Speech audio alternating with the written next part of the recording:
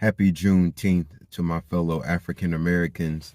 Uh, this is obviously to celebrate a historic moment in African American history, but of course, we can't live this moment down without the enemies opposing the idea of there even being a Juneteenth, and the Coon Cadets joining in to salute to the idea that having a Juneteenth is stupid.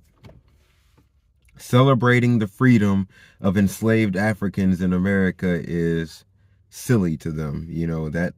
That doesn't bode well with them. They don't understand why this is a thing. Why do we get a thing where we celebrate when some of our ancestors were freed? Why do we get to celebrate that separate from the 4th of July? Why can't we just celebrate, when America had its independence? Not when we got our independence. You see how goofy that sounds? There are people that would not celebrate our people. They would not celebrate our independence, our freedom. They don't care about that, but they care about the freedom of America from Britain or from England. They care about the 4th of July, the Declaration of Independence. They care about that, but they don't care about the freedom of enslaved Africans that were brought to the Americas. They don't care about that. They don't care about the simple fact that all we are doing is honoring the idea that these enslaved Africans were freed and were able to become African Americans. That's the issue.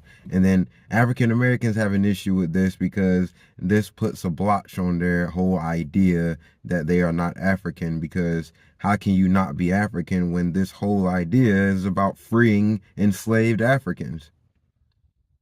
How are you indigenous to the Americas? Which I'm not going to argue with you on that. I will say that there's evidence of some black people, African people coming here before slavery, but not many of us remained after slavery that were indigenous to the Americas. Most of us that are here in the Americas today, a good 95% plus of us that are here in the Americas today, are descended directly from enslaved Africans.